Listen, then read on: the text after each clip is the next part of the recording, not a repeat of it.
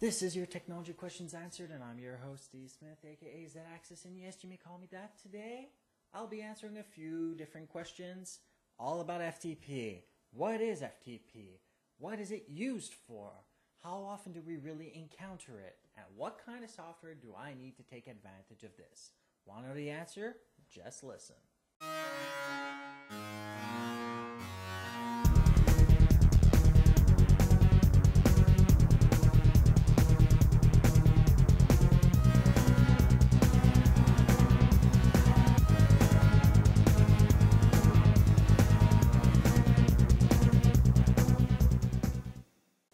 FTP, short for File Transfer Protocol, is a method of transmitting any kind of file from a computer to a server to computer, a server to a server, or a computer to a computer. Like the HTTP protocol or the Hypertext Transfer Protocol, FTP is very common and used quite a bit more than most people believe.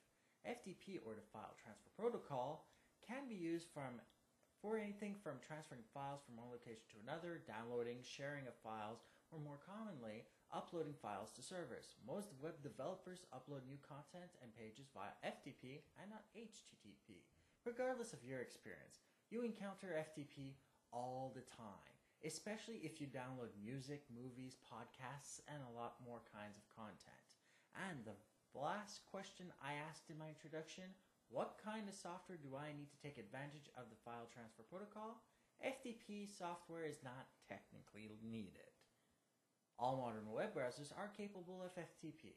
If you want to use specialized software to take advantage of advanced FTP usage, I do have a few suggestions that I use or have used. WSFTP, the first FTP software I ever used when making websites, is apparently no longer offering a free option. Nonetheless, this program has always allowed for easy access and transfer files from computer to server. Newer versions allow for the use of encrypted communications, which is great. It also allows of moving of folders, files, deleting of folders, which is actually harder than most people think, use of multiple accounts, etc. Core FTP, which I personally currently use, is an amazing program. I have all the same functionality as WSFTP. I have access to multiple accounts, and I can log into 2 different servers and transfer files remotely using my own computer. This is an advanced skill that I need to use sometimes to sync my video sources for my podcasts. Now, in order to use Core FTP for free, you need to use it as a personal user and not a business user. This will allow you to use the software for free.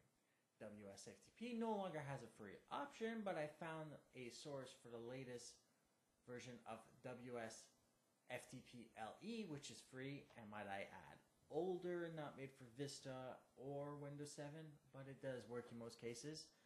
The source for that file is in my show notes.